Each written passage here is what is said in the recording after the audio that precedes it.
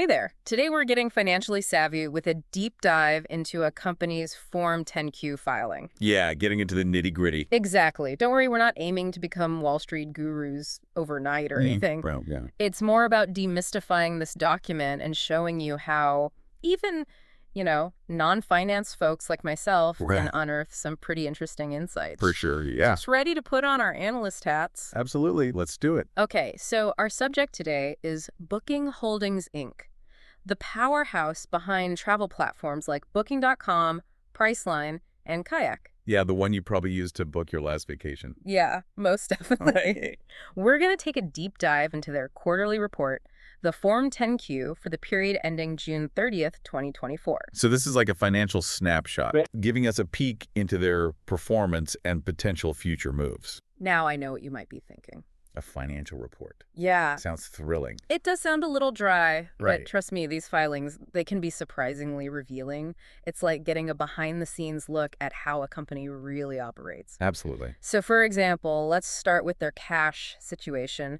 I'm seeing a whopping $16.29 billion in cash and cash equivalents on their balance sheet. Yeah, that's a lot of zeros. It is. That's a lot of money. It's a good thing. It's a healthy cash reserve. Yeah, that's more than enough to acquire a mid-sized competitor or invest heavily in new technologies. Or, return some of that money to shareholders, potentially. Oh, interesting. But we also need to consider that they're carrying over $13 billion in long-term debt as well. Okay, so it's not all rosy then. Not all rainbows and sunshine, right? So that debt needs to be serviced, which impacts their financial flexibility. Yeah, and that's something that investors and analysts look at very closely, is how much debt a company has compared to how much cash they have. And, in Booking's case, it's a pretty, it's a pretty common ratio for a company like that. But it's something to keep in mind. Okay, it's a balancing act. Right. Now, something else that caught my eye, and I'm going to try and say this correctly, deferred merchant bookings. Yeah, that's a mouthful. It is a bit of a mouthful, and the number attached to it is even more intriguing, $6.9 billion. A big number. What is the deal with this? Yeah, so this is really interesting. This highlights, I think, a unique aspect of the travel industry. Essentially, this represents customer payments that Booking Holdings is holding on to because the travel hasn't actually happened yet. So it's not actually their money yet. Right. Think about it like this. You go and you book a hotel for next month, and you pay for it now online, but Booking only actually gets that money when your stay happens. So it's like money in limbo. Exactly. Not quite profit yet, but a sign of future revenue. Right. And that's where things get interesting because you have to think about what happens if there's a sudden surge in cancellations like we saw during the pandemic. Oh, right. Or if there's a big economic downturn, right? Yeah. That $6.9 billion suddenly becomes a lot more volatile, less certain. It does make you think twice about those non-refundable deals. It really does. Okay, so let's move on to their statement of operations. Now, while a balance sheet gives us a snapshot in time, this is where we see the company's financial performance over the quarter, like their income statement. Exactly. Yeah. And it looks like their revenue is up compared to the same quarter last year, which is a good sign. Yeah, that's always a good sign. But I'm also seeing a shift from something called agency revenue to merchant revenue. Right. Very interesting. What does that tell us? Yeah, so that's subtle, but it's actually a very significant change in their business model. Agency revenue means that Booking.com acted primarily as a middleman, right? So they connected you with the hotel or the airline. They took a commission. Right, okay. Merchant revenue suggests that they're processing more payments directly. Okay, so instead of just facilitating the booking, they're becoming more involved in the actual transaction. Yeah. Why the shift, though? What's making them do that? Well, I think for Booking, by handling the payment themselves, they gain more control over that customer experience. Yeah. And potentially increase their earnings per booking. Right. However, this also comes with increased risks and responsibilities, right? Oh, how so? So now they're directly exposed to things like credit card fraud or chargebacks. So it's a trade-off. A classic trade-off. Classic trade-off. High risk, high reward. Exactly. Now, one more thing I want to touch on in this section is the marketing expenses. Okay. They've seen quite a jump compared to last year. Are they going crazy on Super Bowl commercials or something? Not quite, although that would be fun to see. It would. This is likely due to what we call performance marketing. So think Google Ads, social media campaigns, all those sponsored listings you see at the top of your search results. Yeah. It's all about attracting eyeballs, driving traffic to their platform in a very, very competitive online travel market. So they're basically in a constant bidding war with their competitors for our attention. You got it. And it's a delicate balancing act, right? Right. They need to spend enough to stay ahead of the curve, but not so much that it eats into their profits. It's like walking a tightrope, but with millions of dollars at stake. That's a great way to put it, yeah. Speaking of high stakes, I'm noticing a section here titled Competition and Consumer Protection Reviews. Ooh, sounds ominous. It does a bit. A little bit, yeah. So Booking Holdings, not everyone's darling these days, it seems. Well, They've been facing some scrutiny and even legal challenges regarding their pricing practices and algorithms. yeah, there's been a lot of, I think, scrutiny on companies like Booking, particularly in Europe. Oh, really? Okay. Yeah. I always assumed those, like best price guaranteed banners were, well, guarantees, Sure, sure. but I guess not. It turns out those guarantees, along with some of their other practices, have attracted the attention of regulators in multiple countries. Really? So they're being accused of essentially not playing entirely fair, right? With consumers. With consumers and competitors. Oh, wow. It's like we've stumbled onto a real-life corporate thriller here. A little bit, little bit. And it gets juicier because remember those competition and consumer protection reviews I mentioned? Well, they've led to some pretty hefty fines.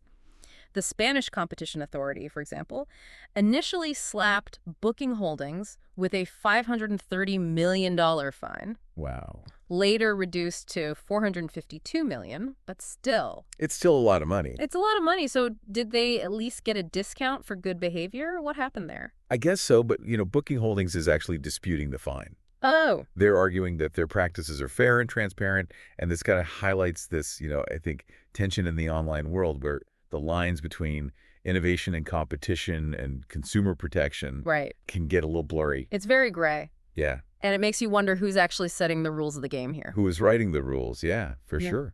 As if that wasn't enough, Booking Holdings is also embroiled in a tax dispute with the Italian authorities. Of course, because why not? Why not? Right. When you're dealing with a global company like this, they're operating in so many different jurisdictions.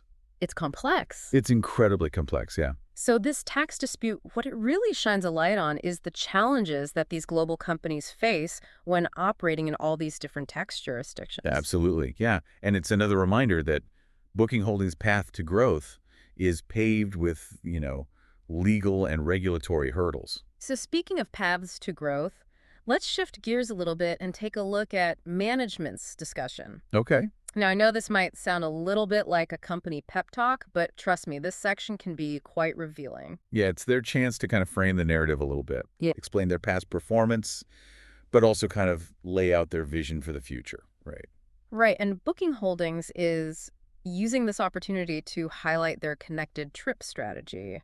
This connected trip idea has come up a few times now. Yeah, it keeps coming up. What exactly does it entail? So it's ambitious, to say the least. I mean, they're essentially aiming to be your one-stop shop for all things travel, not just booking flights and hotels anymore. Right. They, personalized recommendations for activities, streamlined rental car reservations. Okay. Maybe even, like, curated dining experiences, Wow. all integrated seamlessly within their platform. So they want to be more than just a booking engine. Exactly. They want to be like a travel companion. More like a travel companion, yeah, guiding you every step of the way. It's about creating a more personalized, I think, holistic travel experience, fostering loyalty, and, of course, capturing a larger share of your travel spending. Of course. Makes sense. But as you might imagine, this grand vision comes with its fair share of challenges. Especially with all those regulatory hurdles we were talking about. Absolutely. Let's unpack those a bit further. Yeah. We touched on the Digital Markets Act and the Digital Services Act earlier. These regulations coming out of Europe are specifically designed to kind of rein in the power of these tech giants. Right. And Booking Holdings, they're right there in the crosshairs. Yeah, they are definitely, one of the targets of this regulation. It sounds like it could really shake things up for them. It has the potential to, yeah. Yeah. I mean, the Digital Markets Act, for instance, that focuses on ensuring fair competition, right? So for Booking Holdings, this means they can't prioritize their own services over their competitors on their platform. Okay.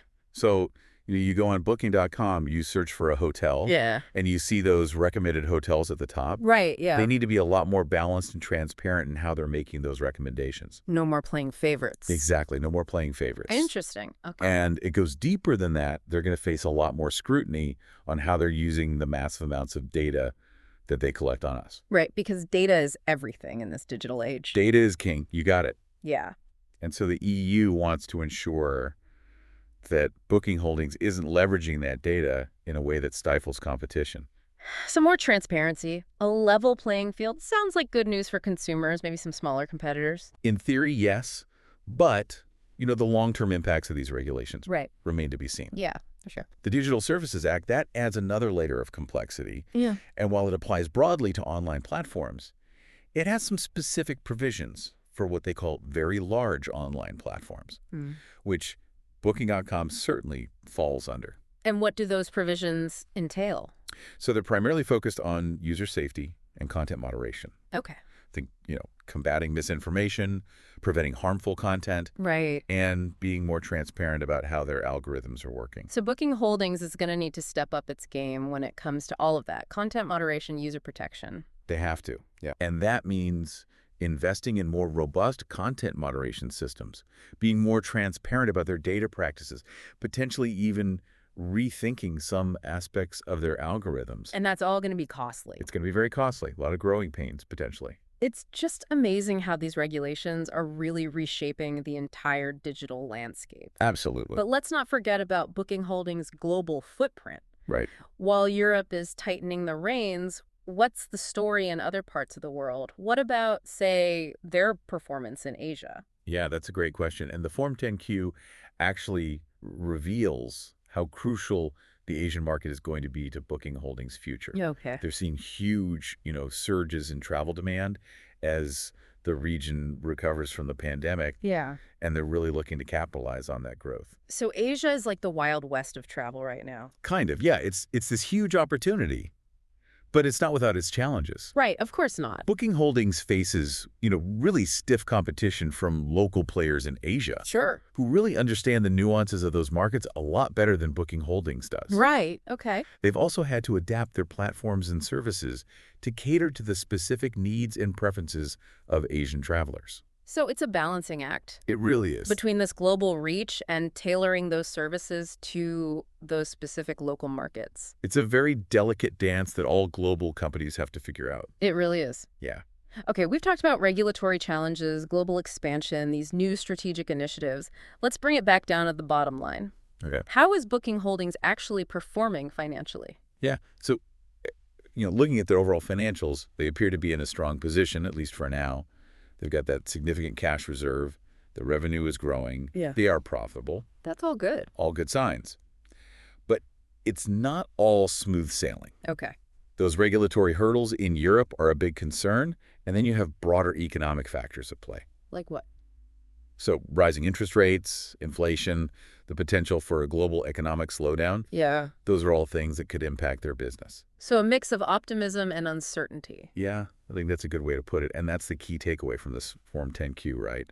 It's a snapshot of a company at a crossroads, navigating a rapidly changing business landscape. It's like they're sailing in uncharted waters, both opportunities and perils on the horizon. That's a great analogy. I like that a lot. Mm-hmm. It's crazy how much information you can find in these financial statements. I know, right? It's amazing. It's like a treasure trove of clues. We've uncovered potential risks, international intrigue, a glimpse into the future of travel. Who knew? I know, right? Who knew that a deep dive into a Form 10Q could be this interesting? I know. It's really something. Right. It is. It's like piecing together this puzzle. Exactly. Each section giving us a different clue about Booking Holdings' overall help and strategy. Yeah, and their strategy seems to really hinge on this whole connected trip idea. It does, yeah. It keeps coming back to that. It does. It seems like they're putting a lot of eggs in that basket. They are. Are they putting too many eggs in that basket? That's the question. I think that's the billion-dollar question, right? I think so, yeah. If they can successfully pull it off, it could be huge. Right. It could really cement their place. Yeah. As the go-to travel platform. Imagine, your entire trip, from the flights, accommodations, these local experiences. There's even restaurant reservations, right? Yeah. All handled seamlessly through one platform. It's like having a personal travel assistant. It's like having a travel agent in your pocket. In your pocket, yeah. Right. It's amazing. But it hinges on their ability to overcome all those regulatory hurdles. Right. And all those data privacy concerns. Yeah, the big if. Big if. Convincing travelers that this level of personalization is what they want. Right, and that they can actually execute this on a global scale. That's the other piece of it. Yes. Can they actually do this? Yeah, it's a huge thing to pull off. Yeah, it's a monumental task for sure. And I think the Form 10Q really kind of lays out both the rewards, right, but then also the risks of this strategy. So where does that leave us? Yeah, I mean, what's the final analysis here? Is this a buy, is this a sell, or a proceed with caution? I know I'm not giving financial advice, Of course, yeah. But I think, Booking Holdings, it's a fascinating company. Yeah. They're in a very rapidly evolving industry. They're facing intense competition, increased regulatory scrutiny. Their financial performance is strong right now. But there are some storm clouds on the horizon. Yeah, I think that's a good way to put it. Right. And their future success really depends on their ability to adapt. Adapt, innovate. And maybe even redefine their role entirely within this whole ecosystem. Absolutely. So this Form 10Q, it wasn't just a bunch of numbers, right? Not at all. It was a glimpse into a company Right. that's at this really interesting crossroads. It's a pivotal moment. I totally agree. And, that's what makes these deep dives so fun. Yeah. We get to kind of peel back those layers. We get to understand what's really happening. Really get in there. Get in the weeds a little bit. It's been quite a ride, hasn't it? It really has. I mean, we've navigated balance sheets, deciphered legal jargon. We did it. We even pondered the future of travel. We really did. And, hopefully our listener is walking away with a newfound appreciation for the stories that are hidden within these financial statements. Absolutely. And, you don't have to be a Wall Street whiz. Right. To do this, it's just a matter of having that curiosity. A little curiosity. Yeah. And a willingness to look a little bit deeper. Exactly. Anyone can do this. So next time you're using Booking.com to plan your next trip, just remember this deep dive. Yeah. Behind that user-friendly interface Totally. lies this really complex world of financial decisions. High stakes. Yeah, strategic bets. Lots of regulations. So it really makes you wonder, what will the future of travel look like? That's a great question. What role will companies like Booking Holdings play in shaping that future? Yeah. Something to think about. It is. It is. As you embark on your next adventure. That's a great way to end it. Until next time, happy travels and happy exploring. Happy travels, everyone.